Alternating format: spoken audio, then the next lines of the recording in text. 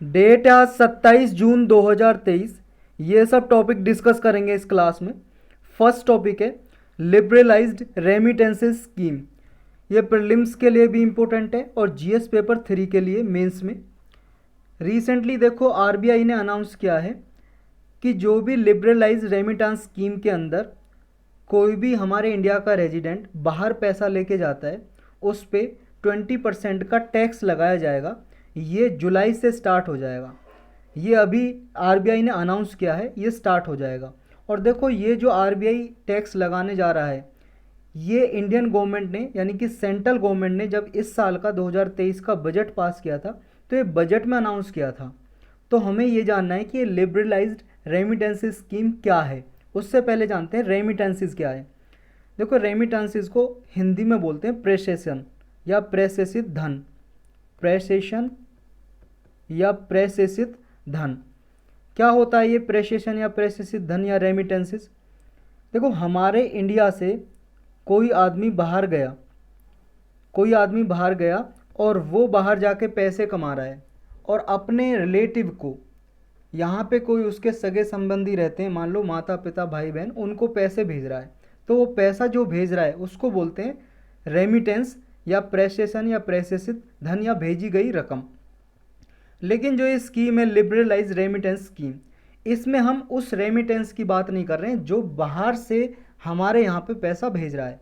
हम इस स्कीम के अंदर उसकी बात कर रहे हैं जो हमारे इंडिया का आदमी बाहर जा रहा है यहाँ इंडिया से पैसे लेके, उसकी बात कर रहे हैं। तो इस स्कीम के अंदर अगर कोई आदमी हमारे इंडिया से बाहर जाता है, इंडिया का रेजिडेंट्स है, इंडिया का निवासी है, और वो इंडिया से बाहर जाता है तो वो एक साल में $2.5 लाख तक, यूएस डॉलर की बात कर रहे हैं हम, $2.5 लाख यूएस डॉलर तक ही ले जा सकता है। ये लिमिट है।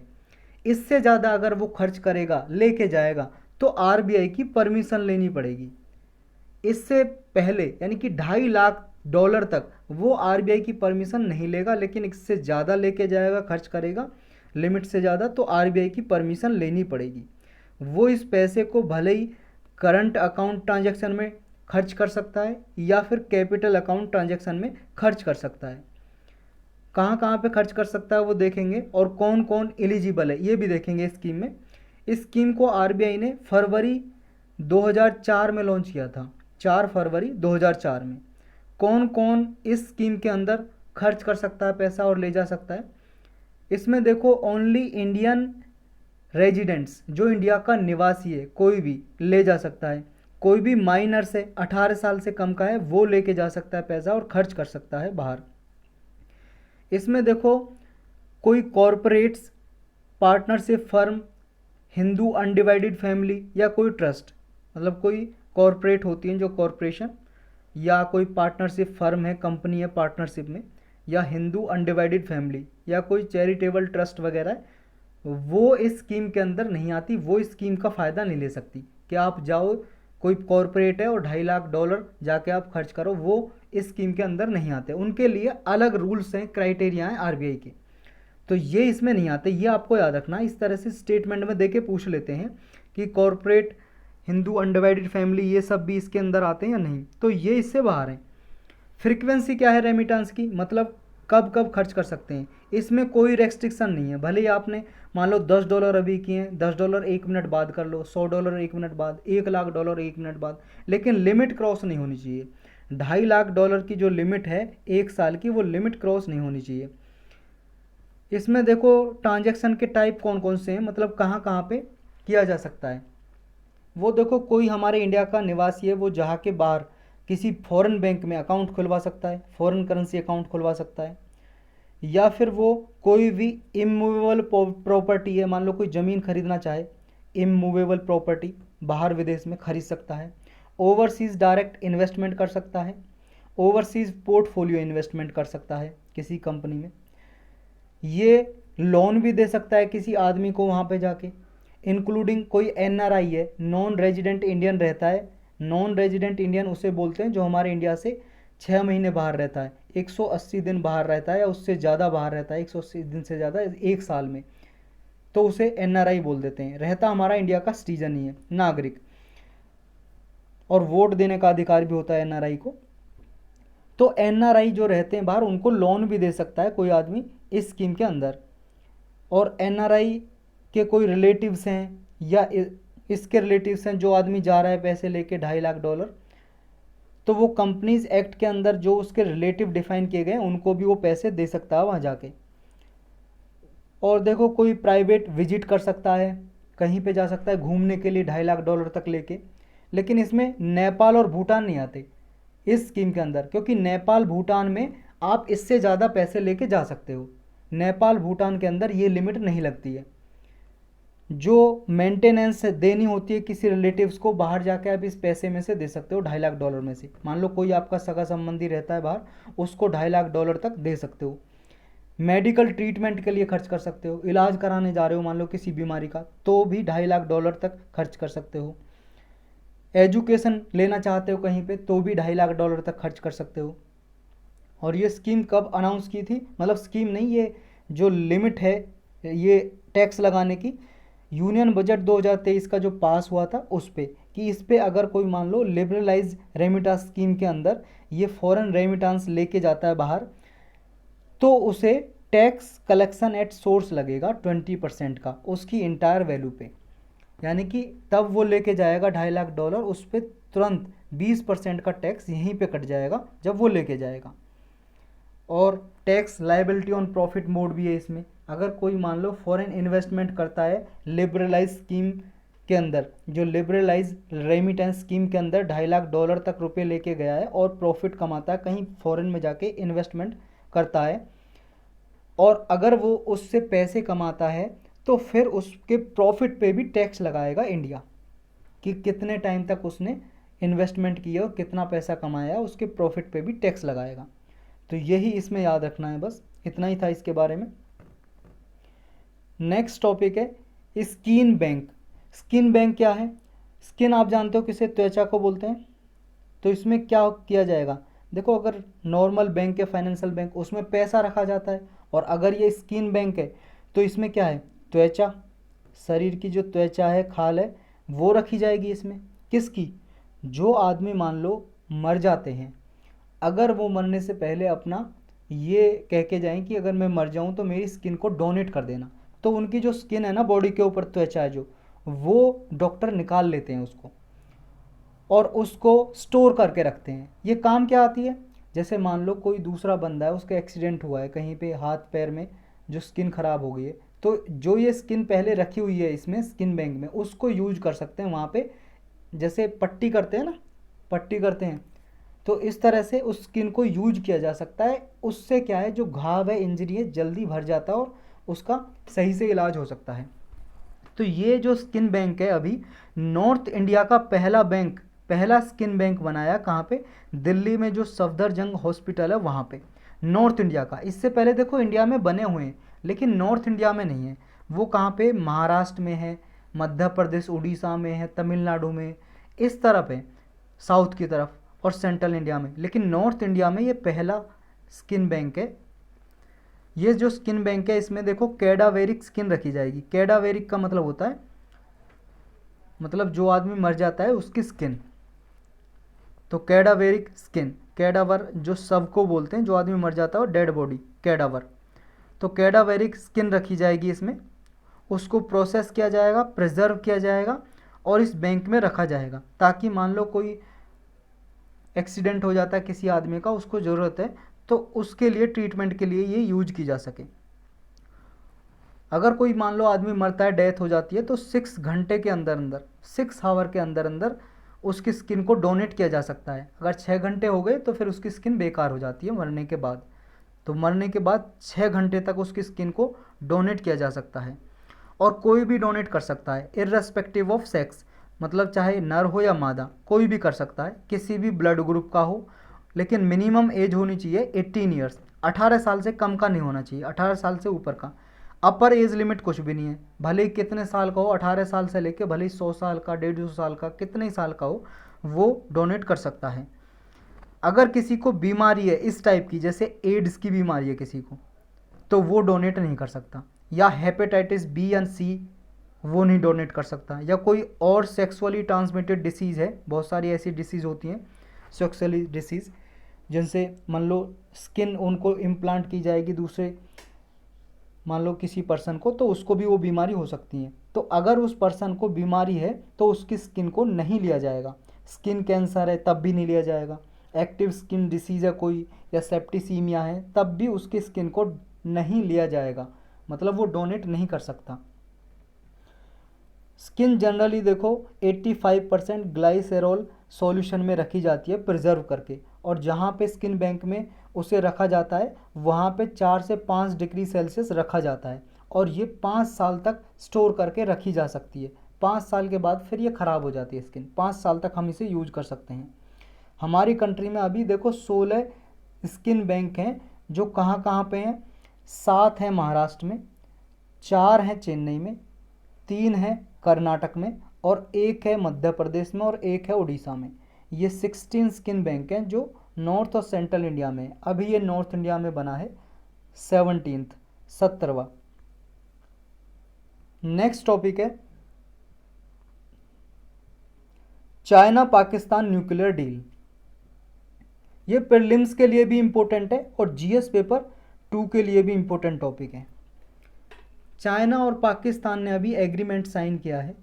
चाइना न्यूक्लियर पावर टेक्नोलॉजी देगा किसको, पाकिस्तान को, और एक प्लांट बना रहा है। पाकिस्तान में एक शहर है चश्मा नाम से, वहाँ पे 1200 मेगावाट का न्यूक्लियर पावर प्लांट के लिए एग्रीमेंट किया है चाइना ने पाकिस्तान से। हम इसे क्यों पढ़ रहे हैं, देखो हमारे लिए भी इम्पोर्टेंट है। हमारा नेबर है पाकिस्तान, न्यूक्लियर पावर प्लांट बना रहा है। हो सकता है ये अपने न्यूक्लियर पावर प्लांट ना बनाने की वजह से न्यूक्लियर टेक्नोलॉजी को अपना न्यूक्लियर बम बनाने के लिए यूज कर ले, है कि नहीं, और ज़्यादा बम बनाए। वैसे तो ऑलरेडी हैं पाकिस्तान के पास न्यूक्लियर बम, नाभ के बम, एटम बम, हाइड्रोजन बम, लेकिन इस जो टेक्नोलॉजी ट्रांसफ़र की जा रही है इसका और दुरुपयोग ना हो, इसके लिए हमें देखना पड़ता है, मतलब पढ़ना पड़ता है। तो 20 जून को अभी चाइना पाकिस्तान ने एग्रीमेंट साइन किया है। पाकिस्तान में चश्मा न्यूक्लियर कॉम्प्लेक्स है, यहाँ पे न्यूक्लियर पावर प्लांट बनाया जा रहा है 1200 मेगावाट का। ये 5th रिएक्टर है जो चश्मा न्यूक्लियर कॉम्प्लेक्स में रखा गया है, जिसे नाम दिया C5।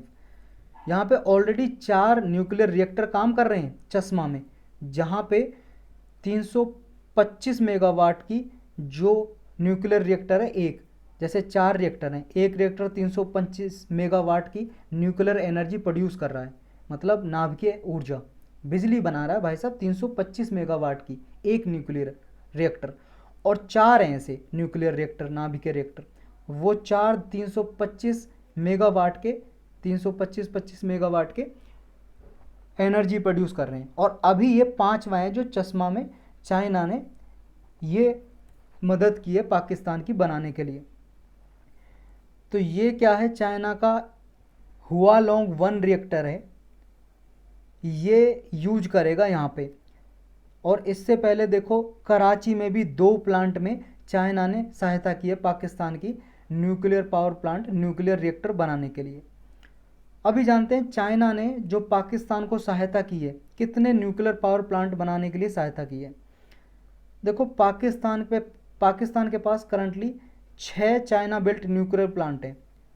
6 न्यूक्लियर प्लांट ऐसे हैं जिनमें चाइना ने सहायता की है।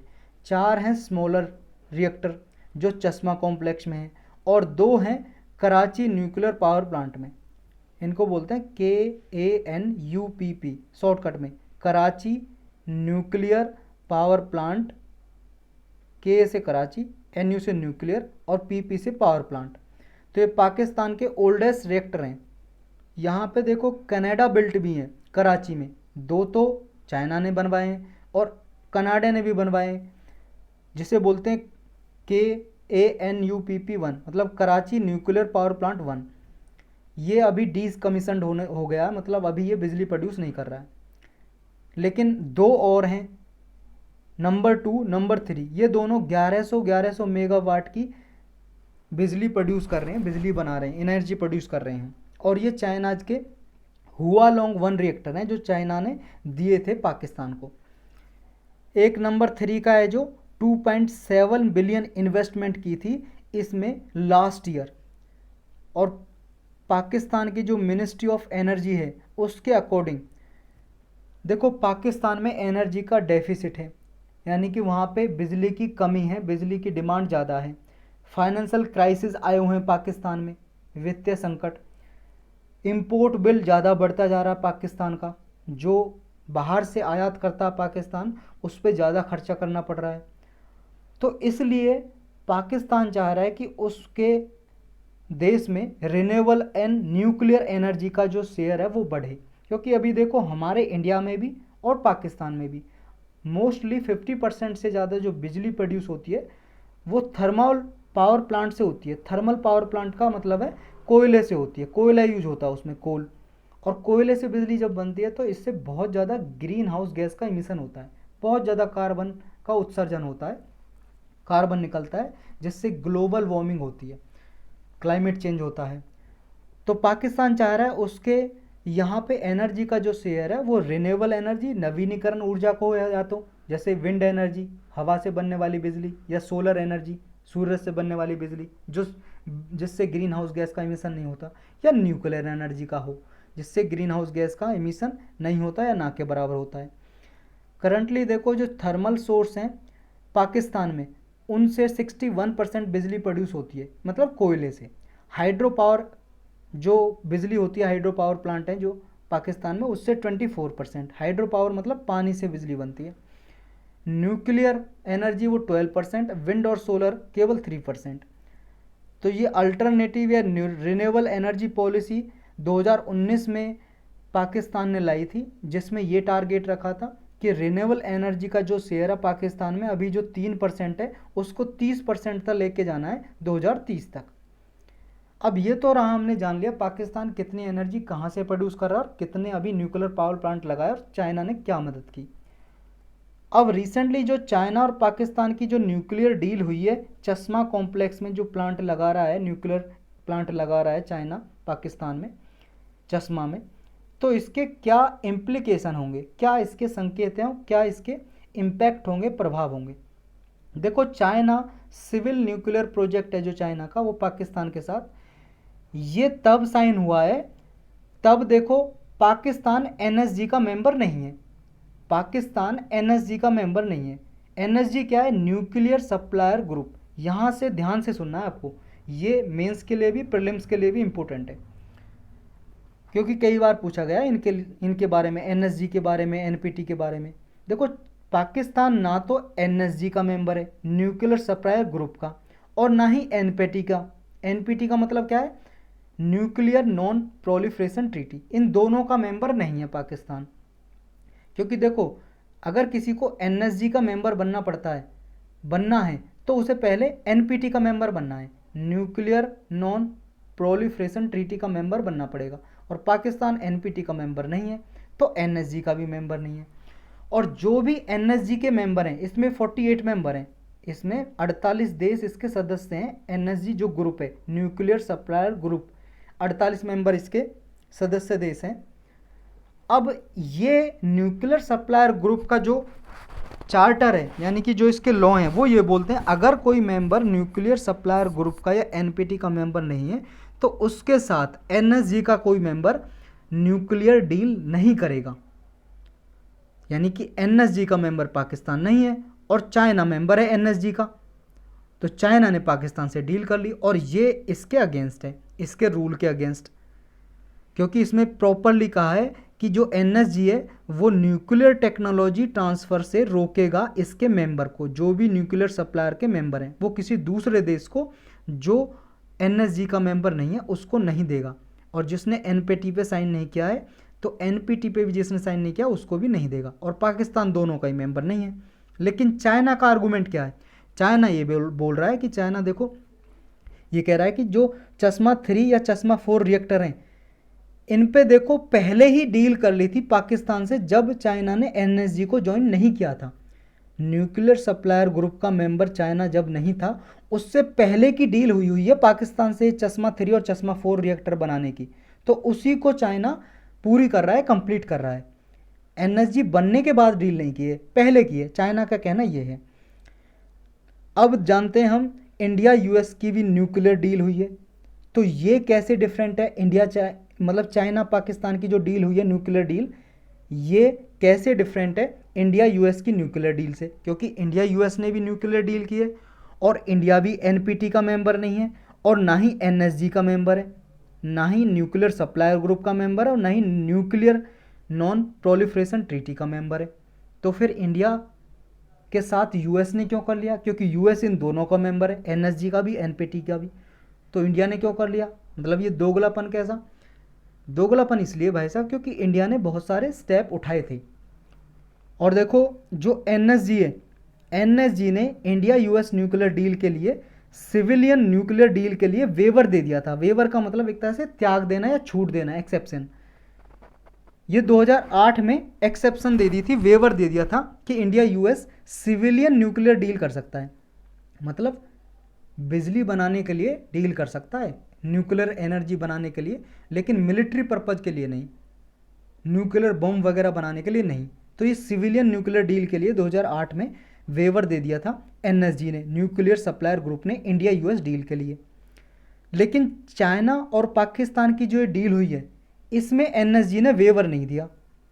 जो न्यूक्लियर सप्लायर ग्रुप है इसने छूट नहीं दी थी, इसकी छूट के बिना चाइना और पाकिस्तान की डील हुई है। अब इंडिया है जो इंडिया को ग्रांट किया था ये वेवर, क्यों? क्योंकि इंडिया ने बहुत सारे स्टेप लिए थे, इसलिए एनएसजी ने वेवर दिया था, छूट दी थी इसलिए न्यूक्लियर सप्लायर ग्रुप ने।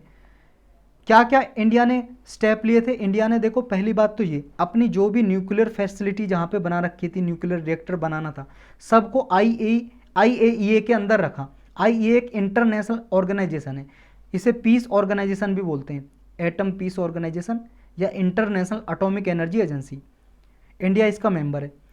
इंडिया ने अपने न्यूक्लियर जो पावर प्लांट है वो इसके देख रेख में रखे, ये जांच करती रहती है कि कोई कंट्री न्यूक्लियर पावर प्लांट में न्यूक्लियर एनर्जी का गलत तरीके से तो यूज नहीं कर रहा है, न्यूक्लियर बम वगैरह बनाने के लिए यूज़ तो नहीं कर रहा है। तो ये इंडिया ने अपने सेफ गार्ड के अंदर, मतलब इसके सेफ गार्ड के अंदर रखे अपने पावर प्लांट। दूसरा स्टेप लिया कि इंडिया के जो सिविलियन प्रोग्राम था और मिलिट्री न्यूक्लियर प्रोग्राम, उसको दोनों को अलग अलग रखा, सेपरेट रखा। क्या सिविलियन ये है, क्या मिलिट्री ये है, कि यहाँ पे हम अपने न्यूक्लियर मिलिट्री पर्पज़ के लिए यूज करते हैं और यहाँ पे सिविलियन पर्पज़ के लिए, बिजली बनाने के लिए। तो इस तरह से अलग रखे। और जो टेस्टिंग का मॉरेटोरियम था, मॉरेटोरियम का मतलब जैसा है ऐसा बने रहना, यानी कि इंडिया का ये था कि हम 1998 में जो न्यूक्लियर बॉम्ब के लिए हमने टेस्टिंग की थी, उसके बाद ये रहा कि हम अभी न्यूक्लियर टेस्ट कोई भी नहीं करेंगे आगे फ्यूचर में। तो इस पर मॉरेटोरियम कंटिन्यू रखा। तो ये 3 स्टेप लिए थे इंडिया ने, तब जाके इंडिया की न्यूक्लियर डील हुई थी, इंडिया और यूएस की। और तभी एनएसजी ने उसे छूट दी थी इंडिया को, इंडिया और यूएस को डील करने के लिए, न्यूक्लियर सप्लायर ग्रुप ने। लेकिन पाकिस्तान ने ऐसा कुछ नहीं किया कमिटमेंट, ये परेशानी है। अब जान लेते हैं ये एनएसजी और एनपीटी क्या है। देखो जो न्यूक्लियर सप्लायर ग्रुप है, ये एक ग्रुप है जो रोकता है कि कोई कंट्री जो इसका मेंबर है एनएसजी का, वो किसी दूसरी कंट्री को न्यूक्लियर टेक्नोलॉजी ट्रांसफ़र नहीं करेगा, यानी कि न्यूक्लियर को प्रोलिफरेट नहीं करेगा। प्रोलिफरेशन या प्रोलिफरेट का मतलब है स्प्रेड करना, फैलाना।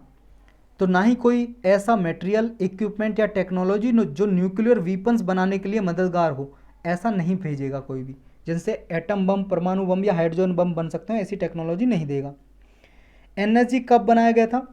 देखो इंडिया ने पहला अपना न्यूक्लियर टेस्ट किया था, कब? मई 1974 में, और उसका नाम रखा था स्माइलिंग बुद्धा।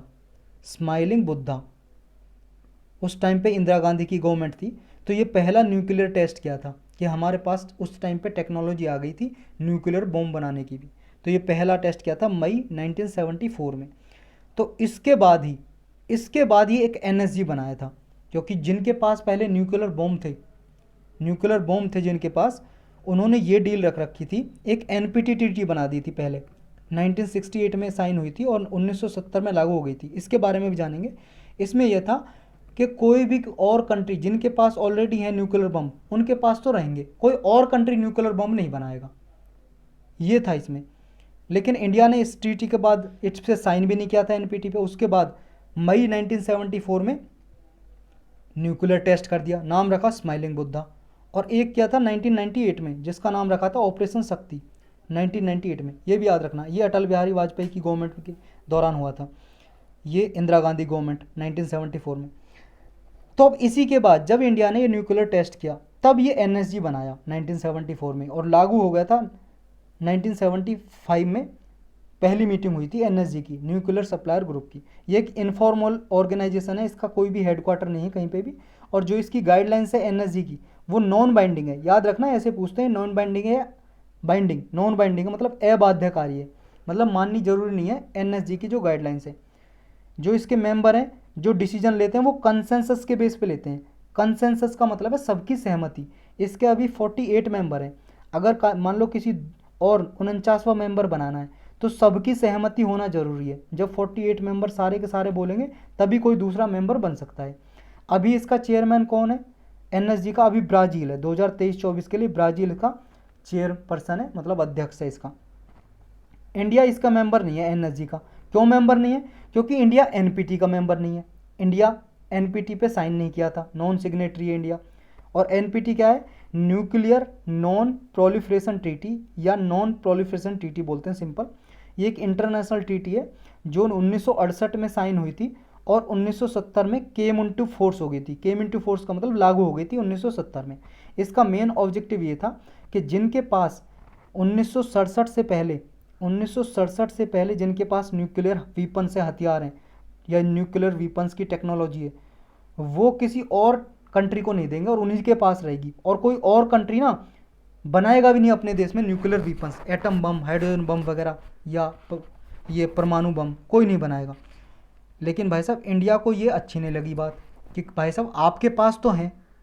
किन के पास थे पहले? यूएसए के पास थे, यूके के पास थे, फ्रांस के पास थे, रसिया और चाइना, ये जो परमानेंट मेंबर है ना यूनाइटेड नेशन सिक्योरिटी काउंसिल में, इनके पास थे। अब इनके पास थे, ये चाह रहे थे सिर्फ हमारे पास रहें और कंट्री के पास ना आए। तो इंडिया को ये बात अच्छी नहीं लगी कि भाई साहब ये आपका दोगलापन है, आपके पास तो है, हमारी बारी आई तो आपने ये ट्रीटी बना दी, हम साइन नहीं करेंगे।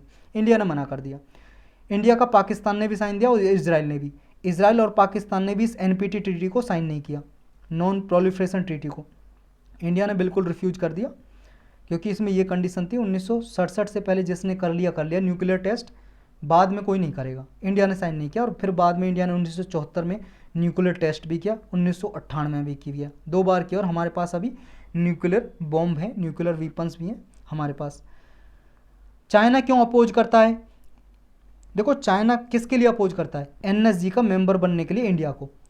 देखो मेजॉरिटी ऑफ द कंट्री है ना जो, वो चाहती हैं कि इंडिया एनएसजी का मेंबर बने क्योंकि इंडिया एक रेस्पॉन्सिबल कंट्री है, कभी अपने न्यूक्लियर बम किसी के खिलाफ यूज नहीं किए। और आईईए है जो इंटरनेशनल एटॉमिक एनर्जी एजेंसी, इसके अंदर अपना रखता है उनको देखभाल में, क्या हो आप चेक कर लो हम कोई गलत काम नहीं कर रहे हैं। तो ये सब कुछ करता है। और हमने नो फर्स्ट यूज की मतलब डॉक्ट्रिन भी अपनाया हुआ है। जो हमारा न्यूक्लियर डॉक्ट्रिन है, जो नाभिकीय सिद्धांत है हमारा, वो है हमारा नो फर्स्ट यूज का। नो फर्स्ट यूज का मतलब हमारे पास जो न्यूक्लियर बम है ना, न्यूक्लियर बम तो आप जानते हो ना, एक बम ऐसा पूरी की पूरी कंट्री को तबाह कर सकता है। हाइड्रोजन बम में तो पूरे के पूरे देश, ये 2 3 10 12 15 देश, पूरे पूरे कॉन्टिनेंट को तबाह कर सकता है, डिस्ट्रॉय कर सकता है, सारी प्रॉपर्टी को, सब लोगों को मार सकता है। तो हमारे पास जो न्यूक्लियर बम है, हमारा जो डॉक्ट्रिन है न्यूक्लियर डॉक्ट्रिन हमारा है नो फर्स्ट यूज का, मतलब हम पहले यूज नहीं करेंगे। लेकिन हम पे किसी ने न्यूक्लियर बम फेंका तो फिर हम उसे इतना मारेंगे कि इतना वो सोच भी नहीं सकता। ये हमारा नो फर्स्ट यूज का डॉक्ट्रिन कहता है। तो इंडिया एक रेस्पॉन्सिबल पावर है। तो सारी मेजॉरिटी ऑफ कंट्री हैं उनमें से, मतलब एनएसजी की जो 48 मेंबर हैं उनमें से आधे से ज़्यादा मेंबर कहते हैं कि इंडिया को एनएसजी की मेंबरशिप दी जाए, भले ही इंडिया ने एनपीटी को साइन किया है या नहीं किया। क्योंकि एनएसजी में मेंबर बनने की पहली शर्त यही है कि वो पहले एनपीटी को साइन करे, नॉन न्यूक्लियर मतलब न्यूक्लियर नॉन प्रोलिफरेशन ट्रीटी को। लेकिन इंडिया ने एनपीटी को साइन नहीं किया, तब भी अधिकतर मेंबर एनएसजी के ये कहते हैं कि इंडिया को मेंबरशिप दी जाए। लेकिन चाइना अपोज करता है, और चाइना के साथ साथ ये कंट्री भी है, तुर्की है, टर्की बोलते हैं तुर्की, साउथ अफ्रीका, आयरलैंड, न्यूजीलैंड, ये कंट्री भी अपोज करते हैं। अपोज करने का मतलब विरोध करते हैं। और चाइना भी करता है। चाइना क्यों करता है? चाइना कहता है देखो पाकिस्तान भी तो एनपीटी का मेंबर नहीं है, अगर इंडिया को दी जा रही है एनएसजी की मेंबरशिप तो पाकिस्तान को भी दी जाए। ये पाकिस्तान की मतलब तरफदारी करता है चाइना। तो ये कहता है अगर इंडिया मेंबर बनेगा बिना एनपीटी के साइन किए हुए तो पाकिस्तान को भी मेंबरशिप दी जानी चाहिए। अब पाकिस्तान का रिकॉर्ड तो गुड नहीं है ना भाई साहब, पाकिस्तान का रिकॉर्ड अच्छा नहीं है। इस वजह से 2018 में यूएस ने पाकिस्तान के न्यूक्लियर फर्म पे न्यूक्लियर प्रोलिफरेशन के लिए सैंक्शन लगा दिया था, प्रतिबंध लगा दिए थे पाकिस्तान के रिकॉर्ड को देखते हुए। लेकिन इंडिया पर कभी ऐसा नहीं किया गया और इंडिया ने कभी इररिस्पॉन्सिबिलिटी दिखाई नहीं। तो एनएसजी के लिए मेंबरशिप लेने के लिए शर्त यही है कि एनएसजी में सारे डिसीजन होते हैं कंसेंसस के बेसिस पे, यानी कि जब सारे मेंबर बोलेंगे तभी कोई डिसीजन लिया जाता है। एक मेंबर भी अपोज करेगा तो डिसीजन नहीं लिया जाएगा। और चाइना आपको पता है अपोज करता आ रहा है इंडिया की मेंबरशिप के लिए, तो इंडिया को इसकी मेंबरशिप लेना थोड़ा डिफ़िकल्ट है। तो यही था इसके बारे में सारा। नेक्स्ट टॉपिक है चंद्रयान 3। चंद्रयान 3 क्या है? देखो एक स्पेस क्राफ्ट है, स्पेस क्राफ्ट जो इंडिया भेजने वाला है चंद्रमा पे, मून पे। इससे पहले हम 2 भेज चुके हैं। चंद्रयान 1 कब भेजा था? चंद्रयान 1 ये भेजा था 22 जुलाई 2008। ये पूछ लेते हैं डेट, याद रखना। चंद्रयान पहला मतलब चंद्रयान फर्स्ट कब भेजा था? 22 जुलाई 2008 को। और चंद्रयान 2 कब भेजा था? वो भेजा था 22 अक्टूबर 2019 को। लेकिन ये फेल हो गया था। चंद्रयान 2 फेल कैसे हो गया था? आधा पार्ट फेल हो गया था। जो हम लैंडिंग कराने वाले थे ना, चंद्रयान 2 में हमने लैंडर भेजा था, रोवर भेजा था और ऑर्बिटर भेजा था। समझते हैं। एक लैंडर भेजा था। लैंडर का मतलब एक इक्विपमेंट था उसके अंदर, वो चंद्रमा के सरफेस पे जाके लैंड करता, उतरता, जैसे जहाज उतरता है ऐसे ये उतरता। और इसके अंदर रखा था एक रोवर, ये खुलता और इससे रोवर निकलता। ये देखेंगे अभी हम कैसे निकलता। ये रोवर मतलब चलने वाला, चंद्रमा के सरफेस पे चलता रहता। लेकिन ये सॉफ्ट लैंडिंग हुई नहीं। सॉफ्ट लैंडिंग मतलब आराम से उतारना। ये टकरा गया जाके और टकरा के डिस्ट्रॉय हो गया, फूट गया। तो ये आधा फेल हो गया था। लेकिन इससे पहले ही एक ऑर्बिटर निकल गया था इसके अंदर से, चंद्रयान से। ऑर्बिटर का मतलब चंद्रमा के चारों ओर चक्कर लगा रहा है, वो अभी भी लगा रहा है। तो हम चंद्रयान 2 में 3 चीज़ें भेजी थी, lander, rover, orbiter. Lander rover तो डिस्ट्रॉय हो गए थे, तबाह हो गए थे, नष्ट हो गए थे। ऑर्बिटर वो अभी चक्कर लगा रहा है चंद्रमा के चारों ओर। तो हम चंद्रयान 3 है जो, उसमें हम ऑर्बिटर नहीं भेज रहे, जो चंद्रमा के चारों ओर पहले ही चक्कर लगा रहा है हमारा ऑर्बिटर। तो हम क्या भेज रहे हैं? हम भेज रहे हैं इसमें लैंडर और रोवर। और जो चंद्रयान 2 में हमने नाम रखा था इनका, लैंडर का नाम विक्रम और रोवर का नाम प्रज्ञान, वही नाम अभी रखा है। इसरो भेजने वाला है इसे मिड जुलाई में। तो इसरो आप जानते हो, इंडियन स्पेस रिसर्च ऑर्गेनाइजेशन, हमारे इंडिया की स्पेस एजेंसी, स्पेस में रिसर्च करती रहती है, सैटेलाइट वगैरह भेजती रहती है। चंद्रयान भेजने वाली है, चंद्रयान 3। तो जानते हैं इसके बारे में पूरा डिटेल। तो ये तो हमने जान लिया। देखो चंद्रयान 2 में लैंडर विक्रम भेजा था और ये सक्सेसफुल नहीं रहा था क्योंकि ये टकरा गया था जाके, वहाँ पे सॉफ्ट लैंडिंग नहीं हो पाई थी। लास्ट मिनट में, आखिरी मिनट में ना कंट्रोल छूट गया था इसरो का इससे, और ये जाके टकरा गया। अगर 1 मिनट और कंट्रोल रहता ना इस पर, तो ये सॉफ्ट लैंडिंग होती और सही से काम करता। और ये टकरा गया, डिस्ट्रॉय हो गया। इसलिए हम चंद्रयान 3 में इस टेक्नोलॉजी को डिमॉन्स्ट्रेट करेंगे पूरे वर्ल्ड को कि भाई साहब हम भी सॉफ्ट लैंडिंग करा सकते हैं चंद्रमा पे। और भी कंट्रीज़ ने भेजा हुआ है चंद्रयान पे मिशन, मतलब चंद्रमा पे, मून पे। यूएस ने भेजा हुआ है, रसिया ने, चाइना ने, इंडिया 4th कंट्री है। तो ये भी याद रखना आपको। अब जानते हैं चंद्रयान 3 मिशन में क्या क्या आ जाएगा, इसमें थोड़ा बहुत डिटेल से जान लेते हैं। चंद्रयान 3 या मून क्राफ्ट बोल सकते हो आप, मून क्राफ्ट 3, ये तीसरा मिशन है इसरो का चंद्रमा पे। और इसमें सेफ लैंडिंग की जाएगी। एक लैंडर होगा विक्रम, और इसका नाम विक्रम रखा है विक्रम साराभाई के ऊपर। विक्रम साराभाई एक साइंटिस्ट थे जिन्होंने इसरो को बनाया था। इसरो जो स्पेस रिसर्च ऑर्गेनाइजेशन है हमारे इंडिया की, उनके नाम पे ये बनाया जा रहा है लैंडर विक्रम। और एक रोवर होगा, रोवर का नाम है प्रज्ञान। ये लूनर सरफेस पे, लूनर का मतलब चंद्रमा के सरफेस पे, चंद्रमा के जो अर्थ सरफेस, मतलब अर्थ सरफेस नहीं, अर्थ का सरफेस हो गया हो तो मून सरफेस, लूनर सरफेस, चंद्रमा का जो तल है सरफेस, उस पे जाके चलेगा, वहाँ पे रिसर्च करेगा। जैसा चंद्रयान में था ऑर्बिटर, इसमें ऑर्बिटर नहीं है। इसमें क्या क्या है? एक प्रोपल्सन मॉड्यूल होगा, लैंडर होगा और एक रोवर होगा। जो प्रोपल्सन मॉड्यूल है ये देखो कम्युनिकेशन रिले सैटेलाइट की तरह बिहेव करेगा, कम्युनिकेशन होती रहेगी प्रोपल्सन मॉड्यूल से। इसमें इक्विपमेंट होंगे। लैंडर रोवर देखो ये होंगे, यहाँ पर देखो आप, इस तरह से होगा। ये जो जाएगा, ये जाएगा, सॉफ्ट लैंडिंग की इसने, ये देखो सॉफ्ट लैंडिंग की इसने यहाँ पे, और ये खुला यहाँ पे, और ये निकल गया रोवर, ये जो चलेगा। ये देखो ये है पूरा का पूरा क्या है, ये विक्रम जो लैंडर है, लैंड किया उसने। और जो ये इससे बाहर निकल रहा है, ये निकल गया पहिया और ये चल रहा है, ये है रोवर। रोवर का मतलब घूमने वाला कोई इंस्ट्रूमेंट। ये वहाँ पे चलेगा और मून के सरफेस पे ये रिसर्च करता रहेगा। इस तरह से जाएगा ये। और रॉकेट पे भेजेंगे भाई साहब, रॉकेट पे रख के, रॉकेट रह जाएगा अलग और ये चला जाएगा चंद्रमा पे। कैसे जाएगा हम जानेंगे आगे। चंद्रयान 3 है जो 3 मेजर मॉड्यूल होंगे। पहला प्रोपल्सन मॉड्यूल, दूसरा लैंडर मॉड्यूल और तीसरा रोवर। इसरो प्लान कर रहा है कि ये 3rd मून मिशन है जो मिड जुलाई में लॉन्च किया जाए। किससे? जीएसएलवी से। जीएसएलवी है जियो सिंक्रोनस लॉन्च व्हीकल M के 3rd से लॉन्च किया जाएगा। रॉकेट का नाम है जिस रॉकेट पर रख के भेजा जाएगा। ये श्रीहरिकोटा से भेजा जाएगा। श्रीहरिकोटा क्या है? लॉन्चिंग स्टेशन है हमारे इंडिया में, आंध्र प्रदेश में।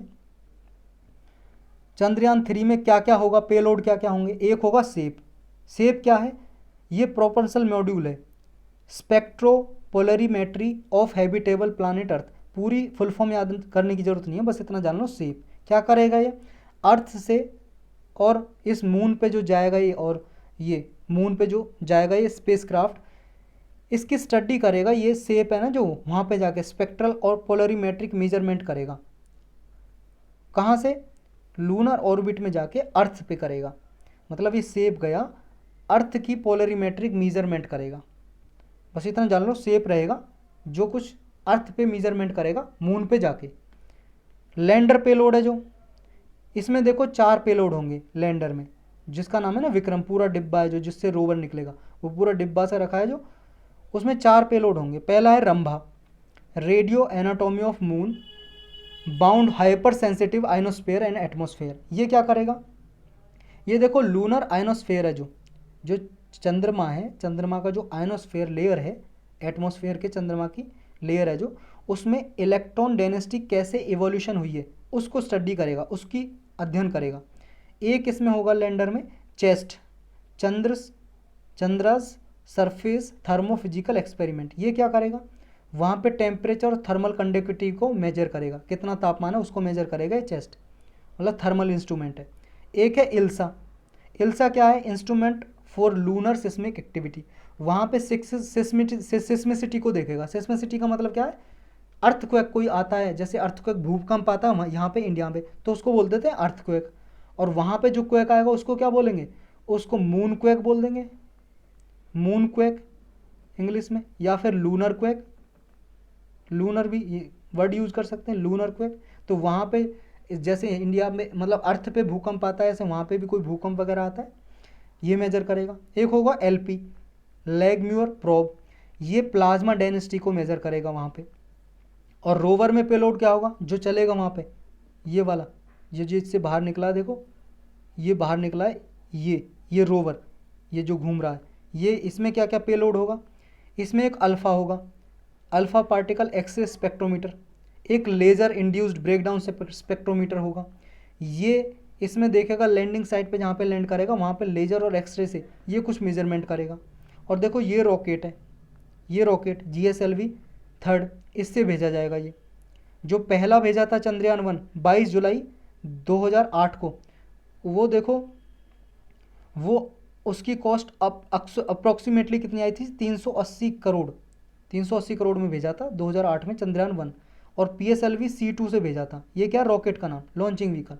और ये चंद्रयान 2 JSLV MK3 से, और तीसरा वाला भी इस लॉन्च व्हीकल से ही भेजा जाएगा, JSLV MK3। 960 करोड़ आई थी चंद्रयान 2 में लागत। पहला था 380 किलोग्राम, सॉरी 1380 किलोग्राम का चंद्रयान 1, 3290 किलोग्राम का दूसरा था चंद्रयान 2।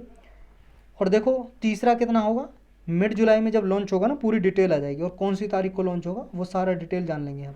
और इंडिया देखो 4th कंट्री था सॉफ्ट लैंडिंग कराने के लिए। अगर करा देता है, अभी सॉफ्ट लैंडिंग अभी तक कराई नहीं है, अगर चंद्रयान 3 सॉफ्ट लैंडिंग कर जाता है तो 4th कंट्री होगा, रसिया, US, चाइना के बाद। ये मिशन किस तरह से इंप्लीमेंट किया जाएगा? पहले प्रोपल्सन मॉड्यूल है जो लेके जाएगा लैंडर रोवर को, और विक्रम जो लैंडर है ये मॉड्यूल, ये सेफली लैंड करेगा मून पे, और फिर इससे प्रज्ञान निकल जाएगा, जैसे हमने उस इमेज में देखा, उस वीडियो में देखा। और फिर प्रज्ञान वहाँ पे लूनर जो सरफेस है उसमें कुछ केमिकल एनालिसिस करेगा, स्टडी करेगा उसके क्या है अर्थ की, मतलब जो मून है, मून के जो सरफेस है उसमें मिट्टी है, जो रॉक से चट्टाने हैं, उनको देखेगा, स्टडी करेगा क्या क्या है भाई साहब इसमें, ये सब कुछ देखेगा। तो यही था इसके बारे में डिटेल में। नेक्स्ट टॉपिक है रॉबर्ट फ्रॉस्ट। ये देखो प्रीलिम्स के लिए इम्पोर्टेंट है और एसए के टॉपिक में इसे आप एग्जाम्पल की तरह यूज कर सकते हो। अभी देखो प्राइम मिनिस्टर हमारे नरेंद्र मोदी जी यूएस गए, अमेरिका गए, अब तो वापस आ चुके हैं, पता है आपको। जब अमेरिका गए थे तो इनको एक गिफ्ट दिया था। कैसा गिफ्ट? जो रॉबर्ट फ्रॉस्ट एक कवि थे, ये एक पोइट थे, कवि। इन्होंने एक कविता लिखी थी अपनी पहली, और उस पर पहली कविता का फर्स्ट एडिशन था, उस पर ऑटोग्राफ दिया था अपना। तो वो जो है 1930 में पब्लिश हुई थी अमेरिका में, ये पोइम, इनकी पोइम। तो पहली जो पोइम थी, फर्स्ट एडिशन कॉपी था, इन्होंने अपना ऑटोग्राफ दे रखा था इस कवि ने। ये पहली कॉपी जो किताब थी इनकी, ये प्राइम मिनिस्टर जी को, हमारे जो प्रधानमंत्री जी हैं, उनको गिफ्ट दिया, उपहार दिया। इस वजह से रॉबर्ट फ्रॉस्ट मतलब न्यूज में आए। तो रॉबर्ट फ्रॉस्ट एक रेनाउंड अमेरिकन पोइट थे, जिनको 4 पुलित्जर प्राइज भी मिल चुके थे। इकलौते राइटर हैं जिनको 4 पुलित्जर प्राइज मिल चुके हैं। ये लेखक को दिया जाता है ये प्राइज। और इन्होंने अमेरिकन लाइफ के बारे में, मॉडर्निज्म के बारे में, रोमांटिसिज्म के बारे में अपनी कविताओं में लिखा। रोमांटिसिज्म क्या है? देखो एक मूवमेंट स्टार्ट हुआ था ये कब? 1790 से लेके 1800 ईस्वी, जो उसमें मतलब लेट 18th सेंचुरी में। ये लेट 18th सेंचुरी मतलब जैसे 1700 स्टार्ट हो गई, ये अब 18th सेंचुरी स्टार्ट हो गई। अभी जैसे देखो 2023 चल रहा है, ये कौन सी सेंचुरी है? 21वीं सदी है ये, 21वीं सेंचुरी, क्योंकि ये 21वीं तक जा रही है ना, जाके 2023, 2099 और फिर 2100 आ जाएगा। तो इससे पहले कौन सी थी? 20वीं, जो 1900 से स्टार्ट हुई थी 2000 तक, मतलब 1999 तक, ये थी 20वीं सदी। तो इसमें कन्फ्यूजन नहीं होना, बहुत बार क्या है, नए नए बच्चे जो आते हैं उन्हें कन्फ्यूजन होती है इसमें। तो 1790 के दौरान ये रोमांटिसिज्म एक मूवमेंट स्टार्ट हुआ था, जो इंडिविजुअलिज्म पे बेस्ड था। पूरा डिटेल में जानेंगे इसके बारे में, अभी रॉबर्ट फ्रॉस्ट के बारे में जानते हैं। तो रॉबर्ट फ्रॉस्ट का देखो इंडियन कनेक्शन पहले से भी है, क्योंकि इंडिया के जो प्राइम मिनिस्टर थे पहले, जवाहरलाल नेहरू, उन्होंने भी इनकी जो पोई में कविताएं रॉबर्ट फ्रॉस्ट की, उनकी तारीफ़ की थी। और उनकी कविता जो एक थी, stopping by woods on a snowing evening, ये रॉबर्ट फ्रॉस्ट की पोइम थी। ये कविता इतनी पसंद आई थी जवाहरलाल नेहरू जी को कि इस कविता की एक कॉपी अपने सिरहाने रख के, अपने साइड में रख के, बेड साइड में रख के सोते थे। और एक लास्ट वाला स्टेंजा हेविली अंडरलाइन किया था हुआ था, इन्होंने बार बार उसको पढ़ते थे। अब जान लेते थोड़ा रोमांटिसिज्म, जो इन पोइट ने इसके बारे में लिखा था। रोमांटिसिज्म देखो एक लिटरेरी मूवमेंट था, आंदोलन था, जो 1790 से 1850 में चला था यूरोप के कुछ पार्ट में। इसमें यह था कि इसमें नेचर, कॉमन मैन पे ध्यान दिया गया था ज़्यादा। इंडिविजुअल का एक्सपीरियंस क्या है, वुमन का आइडलाइजेशन, आइसोलेशन या मेलनकॉली, मेलनकॉली मतलब उदासी या निराशा। अगर कोई आइसोलेशन में रहता है, अकेले रहता है लोग, उसकी क्या उदासी है, क्या निराशा है। इंडिविजुअलिज्म क्या है, मतलब अकेला आदमी रहे, तो उसके बारे में फोकस किया था इस मूवमेंट पे। ये मूवमेंट जैसे आंदोलन ऐसा नहीं था लड़ाई झगड़े वाला आंदोलन, मतलब किताबों में लिखा गया, आइडिया दिए गए, आइडिया पे विचार लिखे गए, इस पे बेस्ड था। तो यही था इसके बारे में। नेक्स्ट टॉपिक है बेल्जियम। बेल्जियम एक कंट्री है, रिसेंटली अभी न्यूज़ में था। इंडिया और बेल्जियम ने mutual legal assistance treaty sign की है। ये संधि क्या है?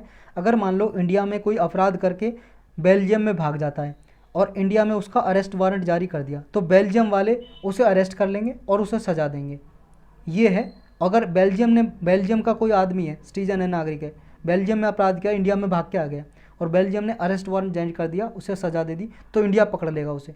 इंडिया उस पर इन्वेस्टिगेट करेगा और उसे फिर ठोकेगा। समझ गए? ये वाली ट्रीटी अभी इसलिए लिया गया क्योंकि देखो ये नीरव मोदी था ना, नीरव मोदी, जिसने पंजाब नेशनल बैंक में फ्रॉड किया था, मास्टरमाइंड था।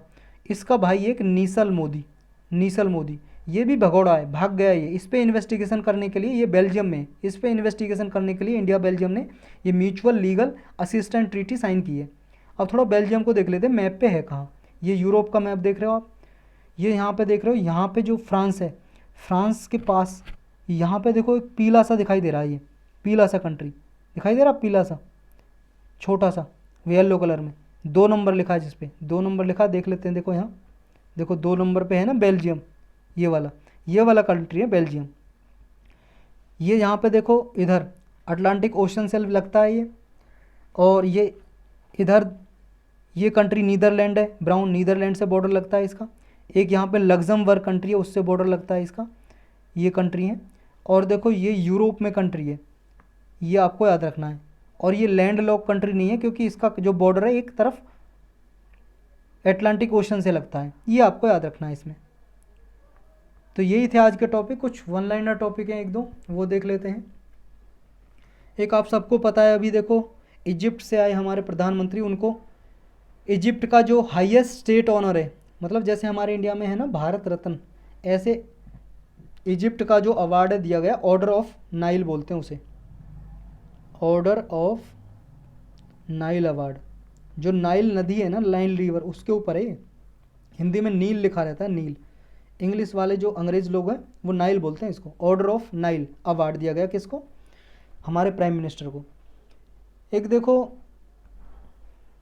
नई स्पीसीज़ मिली है स्पाइडर की। स्पाइडर आप जानते हो, मकड़ी, मकड़ी की स्पीसीज़ मिली है। ये जंपिंग स्पाइडर है, जंप करती है भाई साहब, ये जैसे जंप करता है ना मेंढक, मेंढक की तरह कूदती है। क्या नाम है इसका? इसका नाम है हैसा, HASARIUS, हैरासियस, हैसारियस, हैसारियस, हैसारियस मुंबई नाम रखा है इसका, क्योंकि देखो मुंबई में मिली है ये। इसका नाम रखा है हैसारियस मुंबई। किसकी प्रजाति है? स्पाइडर की। बस इतना याद रखना, ज़्यादा नहीं। तो यही टॉपिक थे आज के।